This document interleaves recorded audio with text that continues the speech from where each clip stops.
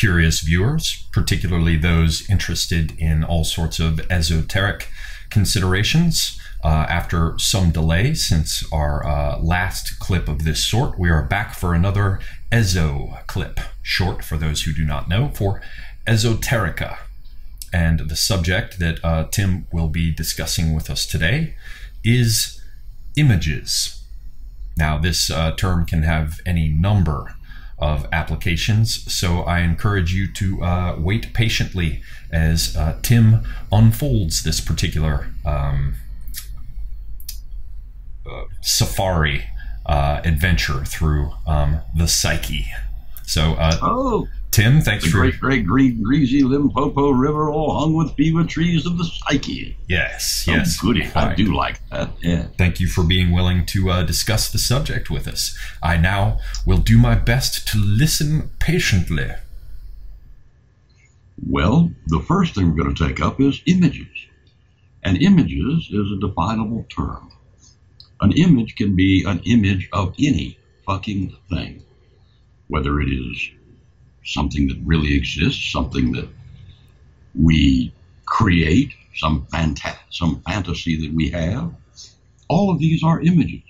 I can take you on an image-ridden journey around the bay of the psyche, wherein we have all of these lovely images on the shore, in the water, all of them. But you see, the thing is, by taking you on this voyage, as it were, around the bay of the psyche, I take you around only the bay of the consciousness. And yet, any number of things keep drifting on into this bay, don't they? Out of the sub and unconscious, and out of the collective consciousness as well. So the first thing we have to do is decide, what is an image used for? Now, we know that, for instance, psychologically speaking, if one wants to dignify that muddled subject with such a title, you have these lovely images that are filled with hidden meaning, repressed meaning, meaning where your mother didn't give you your tricycle when you were 3, when your father didn't give you your airplane when you were 6. And we have all those sorts of meanings for images, and images will be coordinated with these ideational structures. Right, and if I may just jump in, I've discussed this in one of my clips as well. It's the bit that was covered very, very nicely in her work on the Art of Memory by Mary Carruthers, her first book on that subject. There are several, where she discussed intentio. I know you're well aware of it. I just want to cover it really quickly because when you say meaning, it's very easy for people to, you know, jump in with their sort of code metaphors where they're like, well, the meaning of the thing is what it represents. So the symbol means, you know, if I have someone in a Looney Tunes cartoon carrying a flag, and on that flag you can see a screw and a baseball, it means that that symbol means screwball, right? And while there is always that aspect of figuring out the signified and the signifier, what Carruthers brings up is the long Western tradition that covers some of the aspects of quote-unquote meaning you just mentioned there, which is an emotional charge. And very specifically with the psychological models of the past, which I know you share my feeling that many of them are at least as sophisticated and useful as those that are currently fashionable. They covered more so. Quite. And they covered this aspect under the title of intentio. And intentio in Latin was quite a bit different than what we consider to be intent today. It was the idea that the moment that an image was imprinted within the psyche through sense impressions and experience. There are many other areas which I feel sure you're about to cover, but very specifically, the emotion experienced at the time of the impression of the image, impression, so to speak, that emotional charge is carried with that image and is a dimension of its meaning. So rather than just being the signifier, signified, screwball kind of metaphor there, it's also the fact that whenever you return to that image, you return to that feeling, very much in the way that, for example, when you smell the air of fall, you are taken back to perhaps some other time when you also smelled that air of fall. There's a way in which it brings you back, it places you there again. And it could be, as you just pointed out, one of these emotional states of extremis or extreme love, fear, anxiety, whatever it might be. So sorry, go on. No, that's quite all right. Nice rest. But at any rate, the thing is that no matter how you take the image, you are still stuck with the image being taken. You are still stuck with the image itself. And what the fuck do you have? This screwball is wonderful, but what is the image? The overall image. What does it mean? Well, where does it come from? Yes? The first thing that comes to mind for me, with that background in the looking at having appreciated the art of memory model, you've got the idea of an image, and the first thing that comes with that is the idea of space. It becomes very difficult to handle any kind of image, however construed, without space as a formal substratum, which is why, for example, these things like the scent of fall or things like the sound of a voice, they are much more elusive when we want to approach them in our memory, which is why with the ancient art of memory, they talked about how memories had to be organized under visual impressions as being the most easy to tackle. So given that you have these... Pardon me? Art of memory. Yeah, what did I say? Art of memory. Huh. But what did you mean? What did you mean by art of memory? Well, we'll get there, because I suspect you're going to art of memory and natural memory. I'll let you unfold that as you wish. What I just wanted to say was, you had discussed this aspect of the image and what comes with it, right? And that is, within this realm of space, within this need to use the visual aspect of a given memory as a kind of rubric, as a kind of index tab, to allow you to reach swiftly for whatever other things might associate with it, which is the feel of your mother's hair when you played with it, or the scent of some person you were in love with, or the sound of the wind blowing. Whenever you have an image with that art of memory, you have a loci for it. And that image exists within a loci, which means that as soon, and this was an exercise you used to always go through, you hold up an object. Well, where did it come from? What is its trajectory? Was the plastic in this perhaps something that existed deep within the ground that was sealed there millions of years ago? And how was it pulled out? How was it treated? In addition to the physical components like the combustible gas within it, right? There's also the aspect of this being a product of design. And we can look at the way in which this striker, with its little flint in its own microcosmic way, recapitulates the entire experience of two sticks being rubbed together. It is almost like, as an old friend of mine used to say, Prometheus at your fingertips. So you could take this image and its loci, its antecedents, the things that precede it and that follow it, all come into existence. So each image, to answer what you were going after, seems to be as intertwined as you wish it to be with all other images, depending on how you want to follow that path. That's the art of memory. The creation of these images for a specific use. Conscious and intentional, rather than perhaps spontaneous and natural. Even though it were unconscious, it would still be specific. But it would be rather difficult to argue at least given our current psychological models and assumptions, it would be difficult to argue the intentional aspect. Would it? I don't think so. Well, I guess there is that. People do create their issues. and create the circumstances in which they will flower and act out. Yes, they do, don't they? Just a level of consciousness that they don't normally attain determines this entire art of memory, which is a way in which the thing itself is done, created within the consciousness is of the self. But you see, this is not the entirety of memory.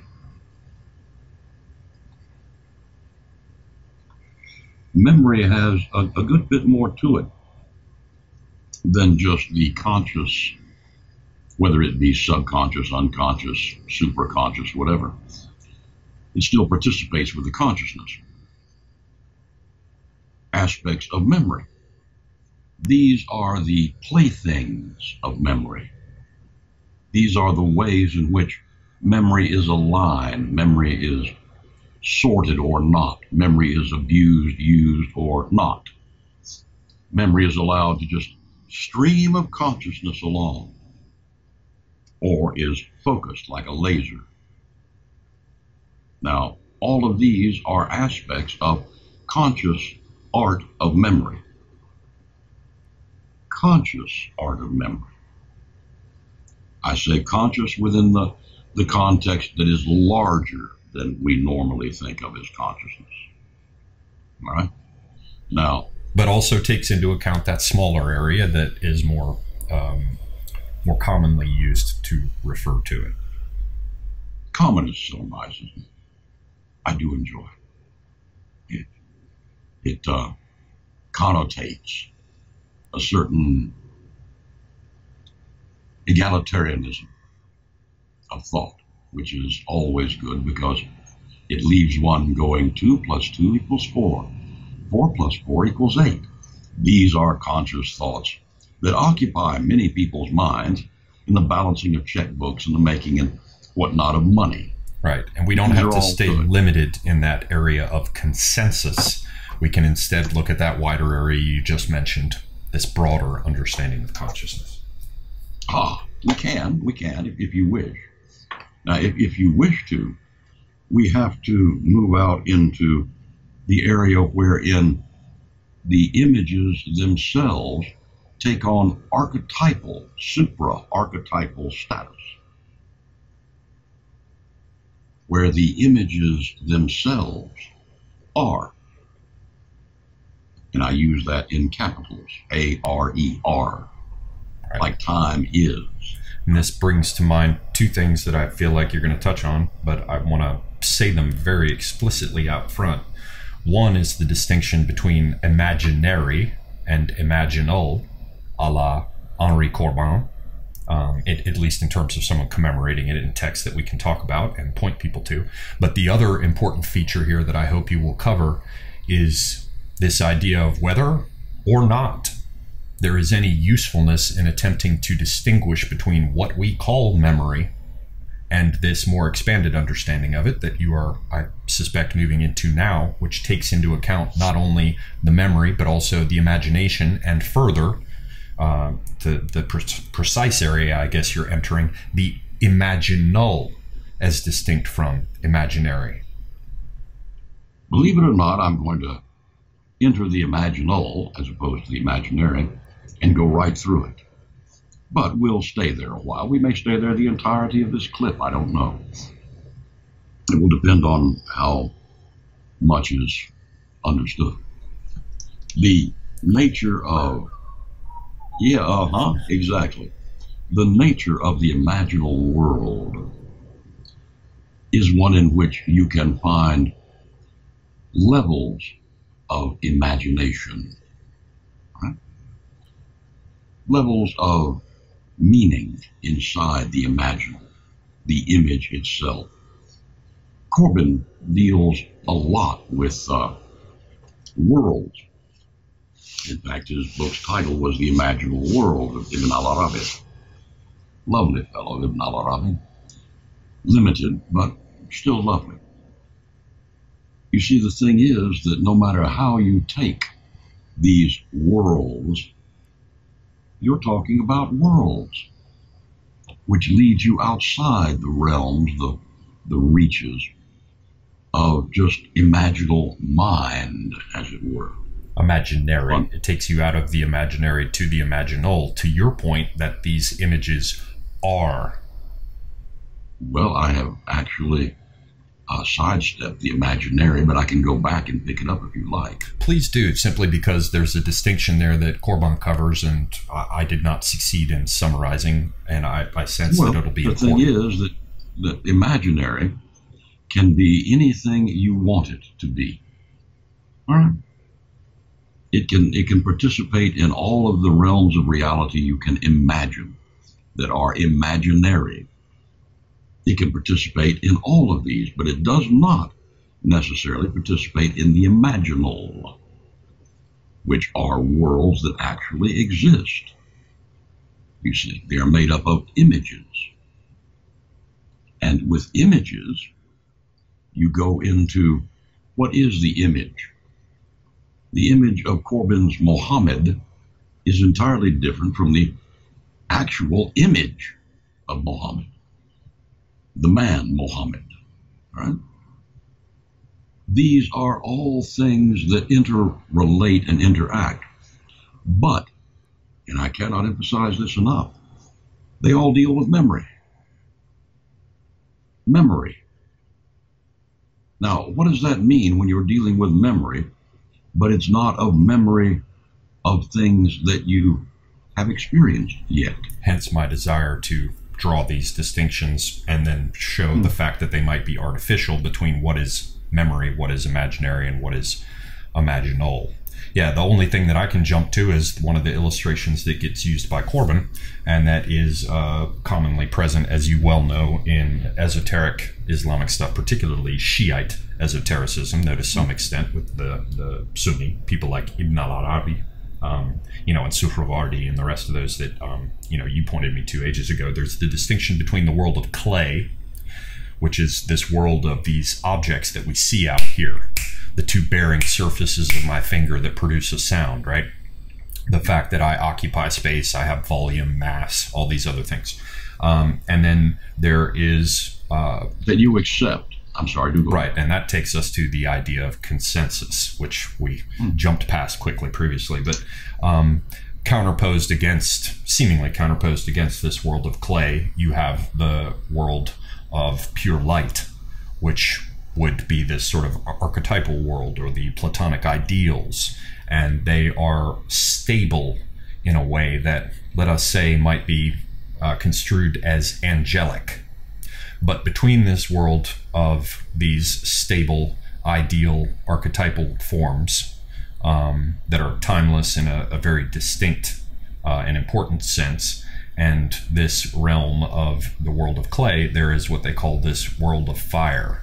And taking it from the Shiite esotericism and other areas, looking into people like, who was it, Swedenborg, I think it was you pointed me to that great work of Corbin's on that.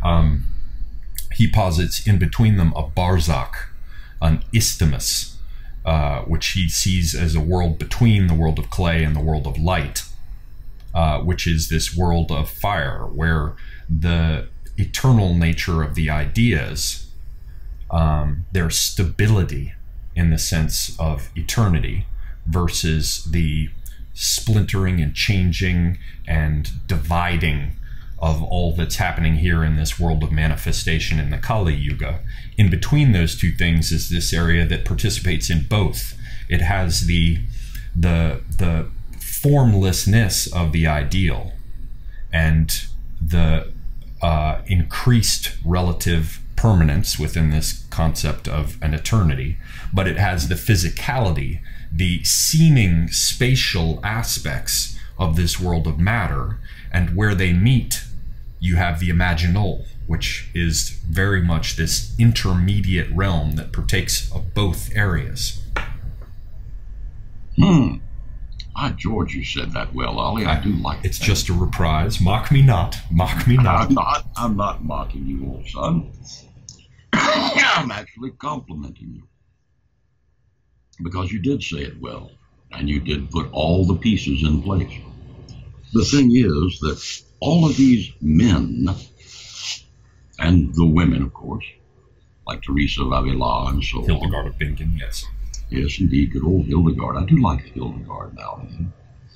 The thing is that they all looked and they saw this, and they came back, they brought back with them images of this world, these worlds, these ways of being that took everybody that confronted them off somewhere extraordinary, like, to see extraordinary things. I'm sorry to go ahead. Like Mohammed's mirage understood properly, right? Or that old alchemical image that we both so love, where you have it's either copper, I think it's copper plate engraving, but it's the guy in the robe sticking his head out through the barrier beyond the fixed stars, while everything whirls about him in its fiery splendor, and yet he's somehow gone beyond.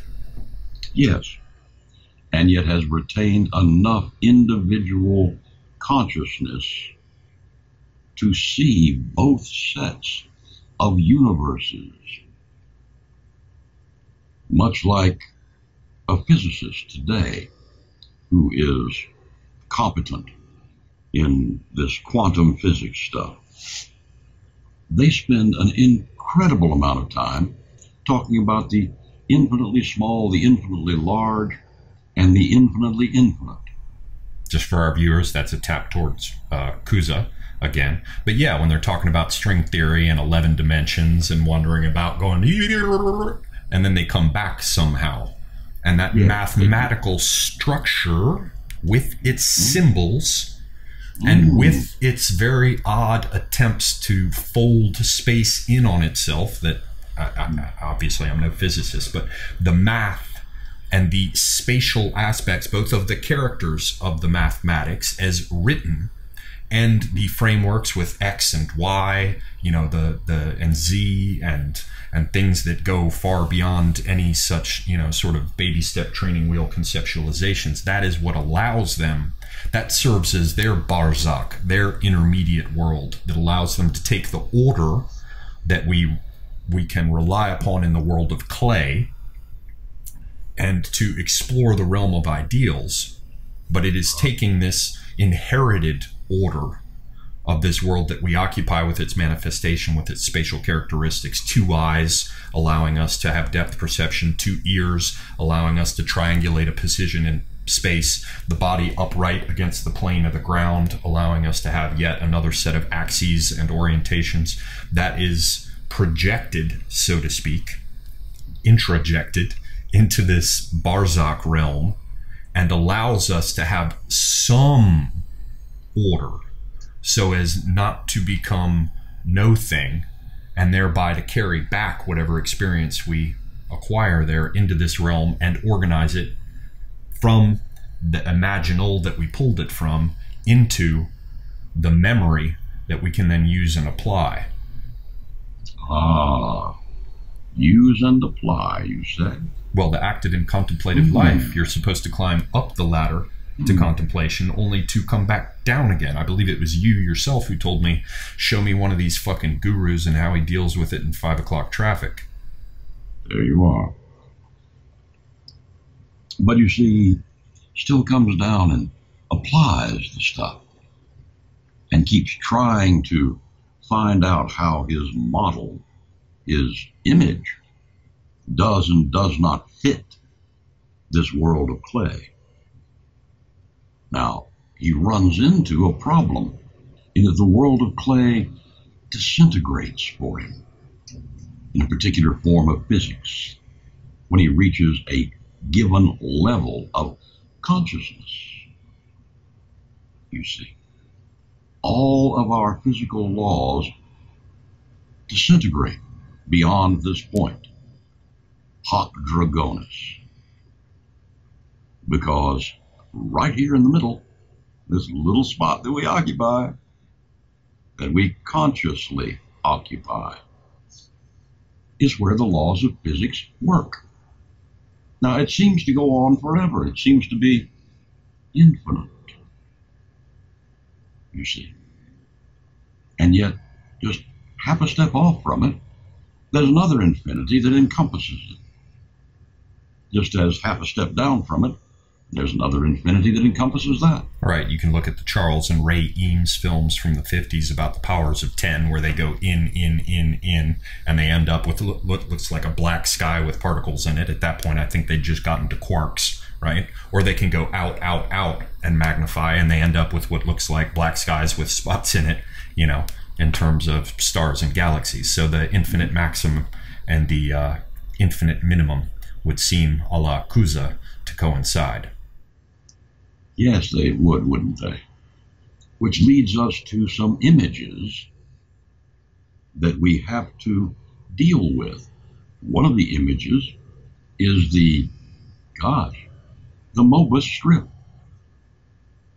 The snake eating its tail, as it were. Or my friend, my dear old cantankerous bearded friend who once mentioned, if I'm allowed to say it, on the ass end of Klein, you'll find made by... On the ass end of time, you'll find the lie made by Klein. Sorry. Yes, it references a Klein bottle. The more you pour in, the more it pours out. It's a lovely thing, a Klein bottle is. What you have to remember in all we of these... need a temperance card in a new tarot deck that shows the angel with a Klein bottle instead of the 2 jugs. I love it. The thing is that with these images, you have an ability to grasp with all of your senses, not just the visual, not just the auditory, not just the olfactory, but with all of your senses, including some we don't even have names for. The reality of these images.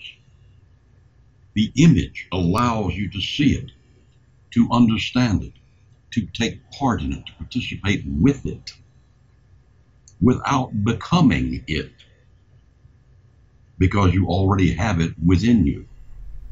Right, the very question of before and after, these become things that perhaps have to get dispensed with when you move into the Imaginal, to say nothing of a quote-unquote higher level. Not to dispense with, but to, shall we say, put in their proper place. Recognize as contingent. And contingent upon certain evolutionary considerations.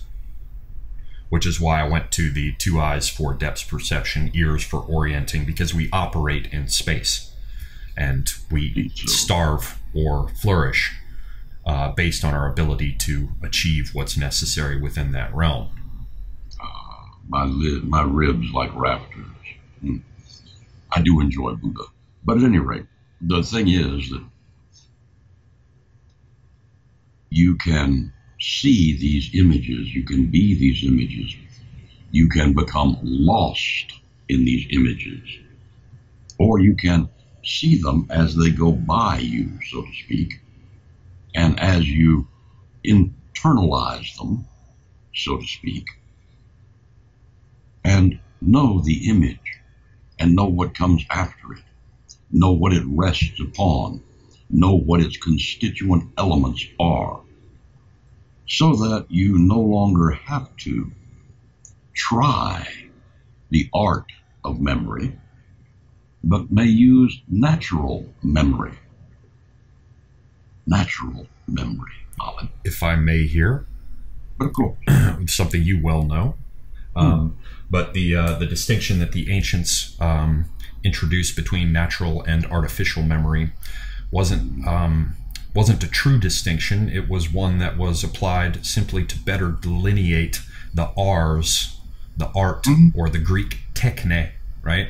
The Aristotelian idea of a methodical body of knowledge that could be considered, discussed, and communicated. So in order to make the art of memory something that could be shared, discussed, and used, although they're much broader than they apply it now. Now we're stuck with empiricism, where we have to have a measurement that can be shared objectively so these systems can be applied. The older system with R's and arts had just as much also to do with forming what you could call an idiolect.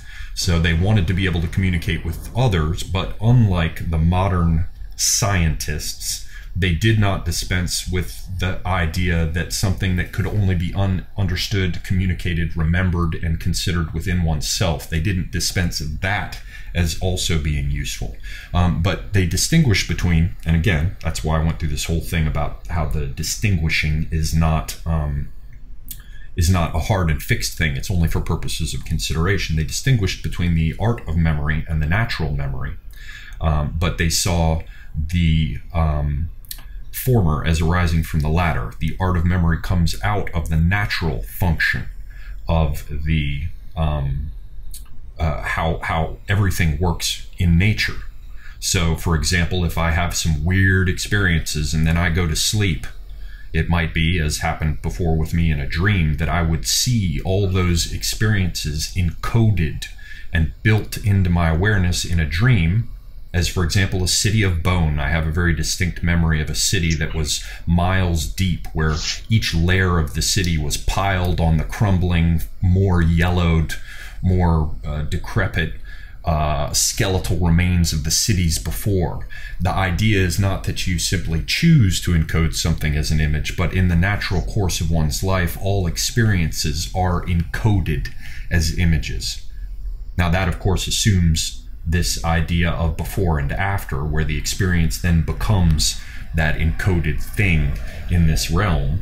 But one of the things you have to dispense with is the idea that there's a before and an after, because part of what Corbin argues for the imaginal realm is that it is actually more real, that it is prior to, that it is upstream from what we are dealing with here. Now that's going off on a tangent, but you have to mention that in order for the idea of the natural memory to make sense, because it does not come into being as a result. It is. How interesting. How interesting. Natural memory is. But that would tend to mean, would it not, that all things are already known to you? Are they not? So it would seem, which would mean the rest of this is a bit of a shell game. How is it you put it? Hiding yourself from yourself and enjoying the process of discovering it again? Oh, it is good. It does bring to mind the business of the pagans, having the mythology that we were dipped in the river Lethe before we arrived here. Well, you got dipped in it more than once, old son.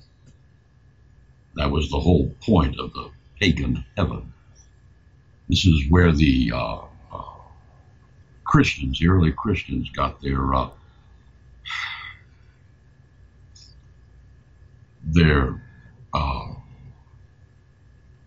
good God, what do they call it? Purgatory.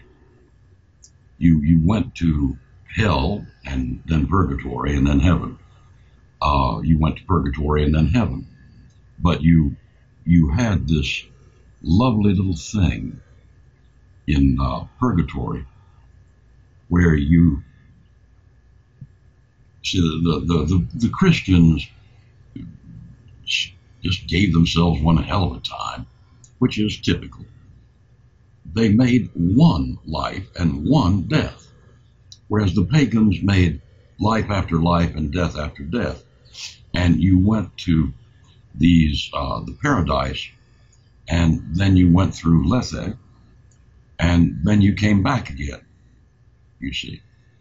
And you went through the Elysian fields, all that happy nonsense.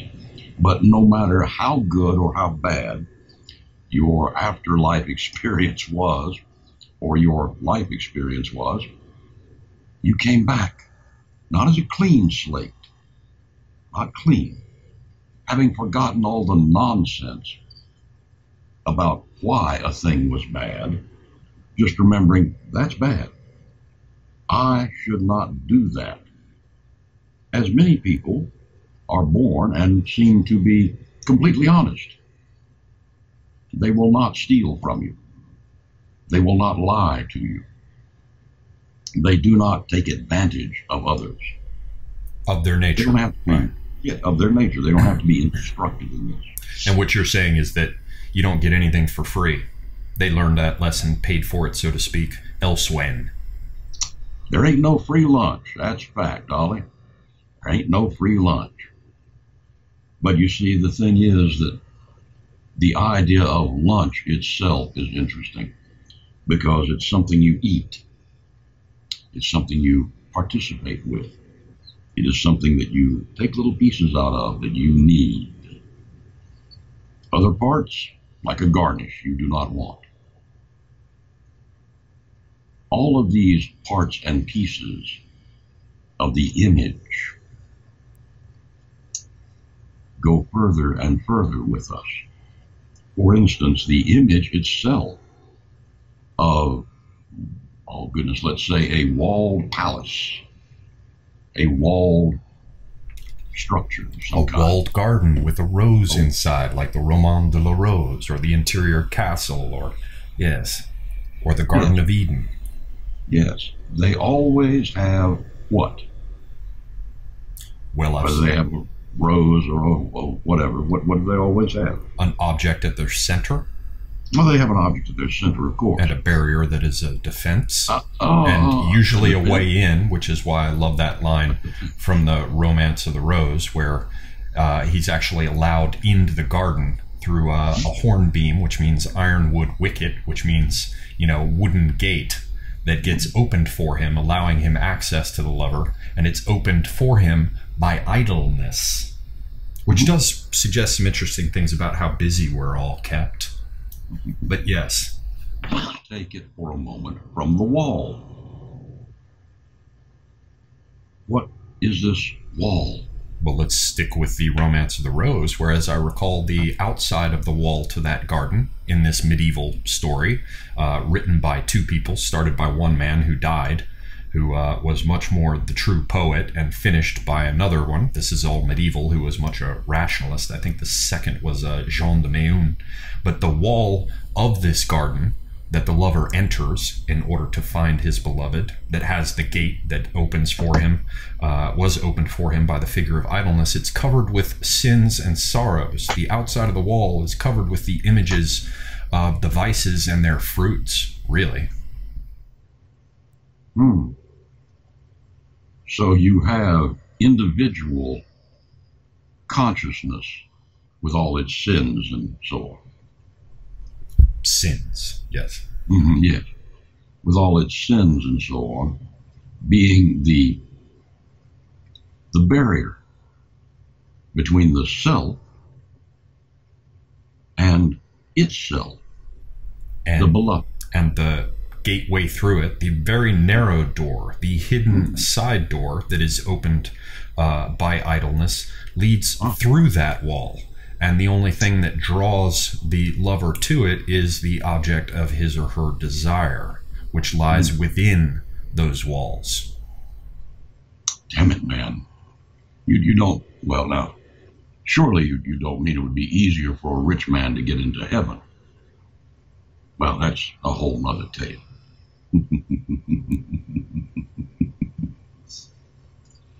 There is a story in the Bible. Tied to the eye of the needle, isn't it? Yes, it is. About it's easier for a rich man to get into heaven, easier for a camel to get through the eye of a needle than it is a rich man to get into heaven. And I would submit to you that this eye of the needle was an eye of the needle. It was a place, a real live place, where all of these lovely little people had to strip the camels down and put them on their knees and carry through the eye of the needle. This narrow place allowing access to the city, but as a defensive measure. Indeed so. Indeed so. Petrus, I believe it was. Yes. And on the other side, the camels had to be repacked again. But it's the same sort of thing. You have to strip away, just as with the Romance of the Rose, you have to strip away all the sins before you may enter. They provide all of the protection these sins do against yourself. Because you can only sin, to be honest with you, against yourself. And only you can sit in judgment of yourself. But now, of course, this is getting... Well, actually, this does have to do quite a bit with images, as I suppose all things do. But the classic system that we received from the pagan world and modified up in and through Christianity, as you can see with that book that you recommended to me, what was it, 1920, about Prudentius, Psychomachia. Ah, good old Prudentius. But it's a much older idea of these virtues and vices and their essential interchangeability, right? Superbia, right? This idea of this overweening and soul-destroying pride is of a pair with humilitas, right? You know, so you see that, for example, this sort of the figure of Milios Gloriosos, right? This archetypal character that you often love to discuss, and look at how on one side there is the genuine fortitude, the strength, right? In the Tarocchi of Montaigne, you have the figure pushing over the column, right? The strength, wearing a breastplate and the rest, right? And it has its place. It could be conceived as a virtue. But that's why the Milios Gloriosos figure is so entertaining, because it simultaneously embodies the other side of it, which is where it's a vice, this buffoonery, this overweening pride, this cruelty. And yet both of them come together. So the one, it's almost like a Klein bottle there. The virtue is the vice is the virtue. And the way in which they're construed and understood comes down to the way in which they're lived in this world and in this place, which is sort of back to your old riff that you haven't mentioned here, but have to me, which is that virtue and vice are just the ways we choose to construe things on the path of ignorance becoming knowledge as a person follows that trajectory towards his or her heart's desire. Chasing their images as hard as they might. And finding specifically how those images are in many respects interchangeable. What is that phrase in Hamlet about it's only thinking that makes it so? Look ye... There is nothing wrong, but thinking makes it so. Yes, it's a lovely thing. Was it fretted with starry fire, seems to me a foul and pestilent congregation of vapors? Yes.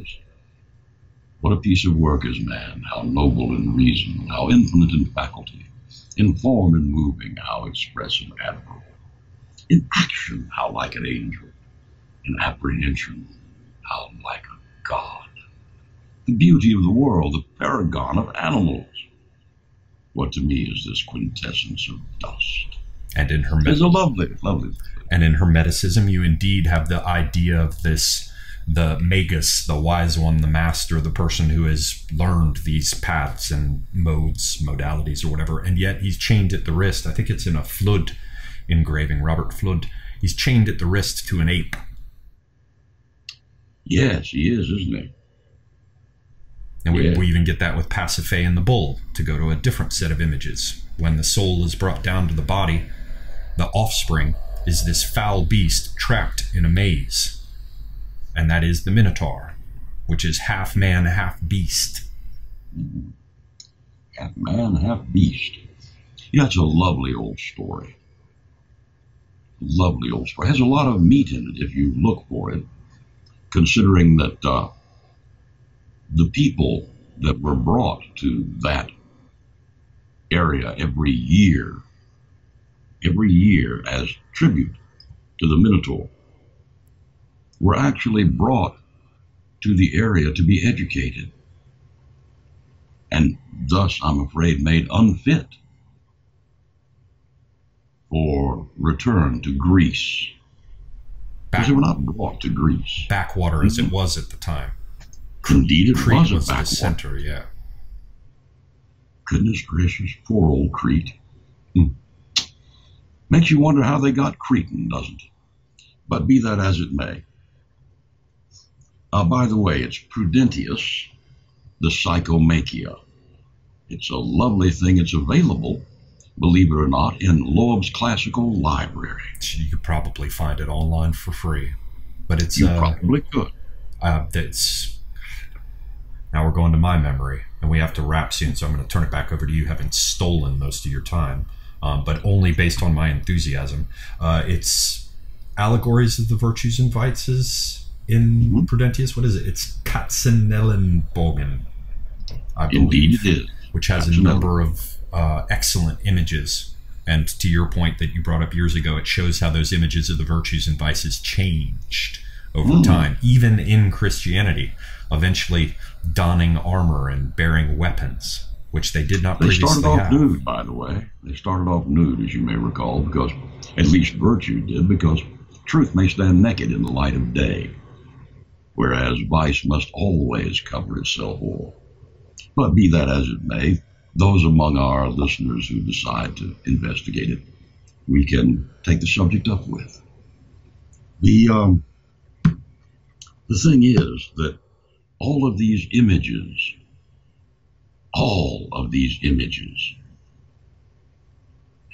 get chipped off, knocked down, made smaller, so that they may fit within our minds. The images themselves do not. The images as image do not. The imaginal as imaginal does not fit within your mind. Your mind must expand to accept the image, to accept the imaginal itself. It's a lovely thing when you play around with things like the Milies Gloriosos. They used him to great, absolutely marvelous ends in a little thing called A Funny Thing Happened on the Way to the Forum, a movie. It's a musical, you must pardon me. But they used him. They had this Steve Reeves type of fellow, the great, grand, glorious Milies Gloriosos, who sings of all the things he's come to do. Lovely. They used him in Camelot as the Lancelot figure, the Milies Gloriosos. All of these go back to a set of images that we know full well from the Romans and before them from the Greeks. They were epitomized and personified, solidified, as it were, during the time of the French troubadours. Commedia dell'arte is another one of those channels, and the Mystery Place, put on by the guilds. Yeah. Even down to things like Punch and Judy. Oh, indeed so. Punch and Judy. That was nothing more than Punch and Judy. Nothing more than Antony and Cleopatra, who were said to be, when watching them kiss, was like watching two parrots trying to kiss. The noses. Yes, the noses and the chins. They both had exquisite noses and exquisite chins. And it was kind of, one of those little clunky things. But this is why they also fought like cats and dogs. This is why Punch and Judy came in and stayed in and is still here, though it is nothing more than Antony and Cleopatra. And yet we forget it. And that, I guess, brings us to a good summary point, since we're up on 50 minutes now, where the images survive, and they are there, right there in front of you, if you wish to see them. Now, just because you sail around on that bay and see the images in the bay, you said. Just because we've become senile does not mean that the imaginal does not maintain its a priori existence in the form of expressions out in the manifestation of these features, which are timeless. Way down upon the Swanee River, that's where I roam. Yes, indeed so. Has nothing to do with anything except images and imaginal. And what can you see?